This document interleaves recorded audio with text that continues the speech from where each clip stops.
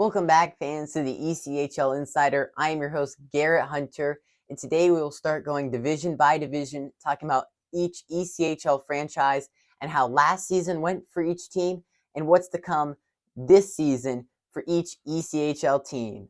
So today we will start up in the North Division. To my left, your right, is how this division finished last season with the 7th place Norfolk Admirals and the 1st place Newfoundland Growlers.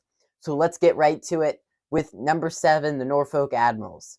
They had the worst ECHL record in the entire league last season. Just a rocky start from this team from the beginning. They started the season 1-11, and it just didn't get much better as the season went on. Their head coach has got to get this team ready to play, take that next step, hopefully make playoffs in this next season, but just build on really from the ground up. It's going to be a rebuilding year for this team, and they just got to take it one step at a time. I think they've already taken that first step with some good signings in the offseason already. So I think they're on the right track, and it'll be all about training camp now for the Admirals. How is that going to go, and how can they start this ECHL season on a better foot than last season? Next is number 6 in the finishings of last ECHL season in the North Division was the Trois-Rivières Lions. They missed the playoffs despite making the playoffs in their inaugural ECHL season. That was 2021-2022 season.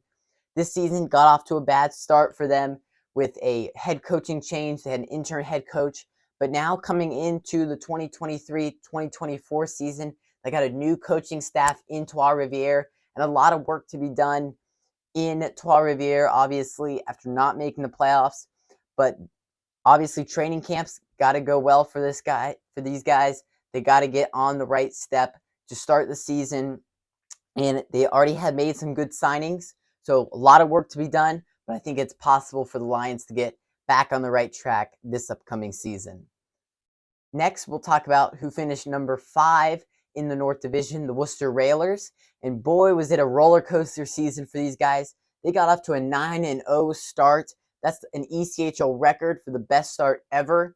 And it looked like they just could not lose. I mean, just comeback wins late in the third period against teams like the Newfoundland Growlers, winning in overtime. Just a great start to the season and a great start to the head coaching debut, Jordan Smotherman of the Worcester Railers.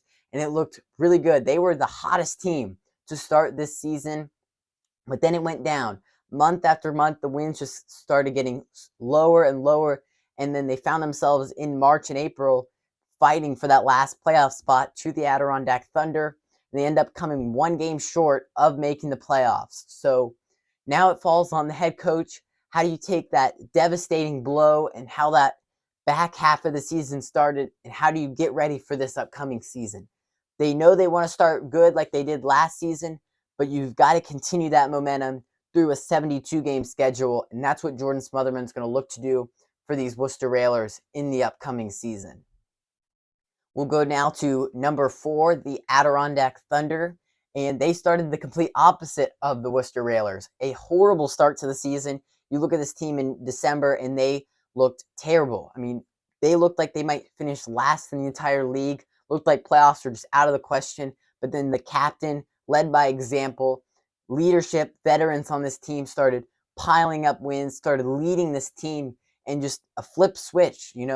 February, March, it looked like, wow, these guys are getting better. And then coming to April, wow, these guys are actually competing for a playoff spot.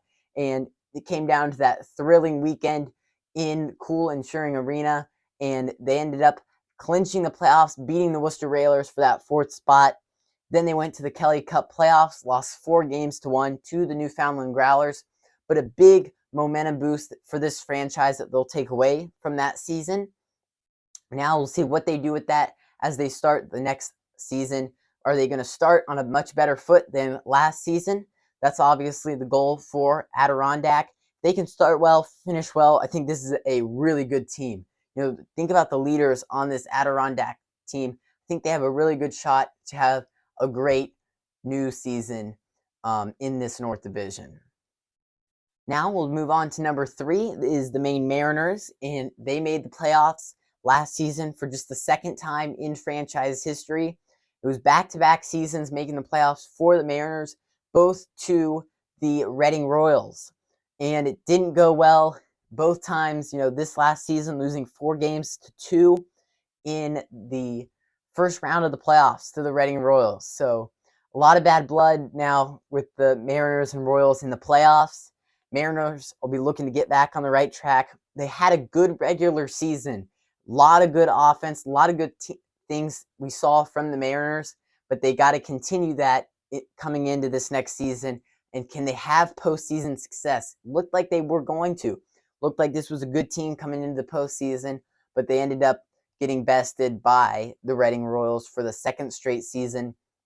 So they're going to now look, the goal is get past the first round for these Mariners, get deeper into the playoffs. And if they bring back some good players, I think they'll be ready to go here in the upcoming season. And number 2, finishing in the North Division, was the Reading Royals. These guys had the longest active playoff streak in the league, just every year clinching a spot in this North Division. And round 1, we just talked about, they beat the Maine Mariners 4-2. Round 2, and it was kind of deja vu for these guys again. The season before, losing to the Growlers. This past season, losing to the Growlers in the playoffs. 4-1 this time, not a 4-0 sweep like the season before, but just the Royals and Growlers rivalry looks like to be owned by the Growlers right now. Royals want to get back on the ice. They want to get the Growlers for that playoff loss. And this is a good team, coming back. I think they bring back goaltender Pat Nagel. I think he was a big leader of this team in goal. So I think if you bring back a lot of good veteran players, they're going to help the new rookies on this Royals team to get this team ready to play come playoff time. I think they have a great chance clinching another playoff spot in this North Division. And the team that finished number 1 in the North Division, the Newfoundland Growlers, they like to call themselves Kings of the North. What a dominant team this has been in this division. And the Growlers had a great season, great playoffs, and then it got down to the conference finals series. Florida Everblades and Newfoundland Growlers, and they found themselves in a double overtime dogfight in Game 6 and ended up losing that game in overtime, ultimately losing the series 4-2. So it was just a rough ending for this team, and they looked like they were going all the way. I remember watching that series, watching Game 5 as they won, and just seeing, wow, this Growlers team is hanging with the Everblades. They look like they might go all the way to the finals, and then they came up just short in that Game 6.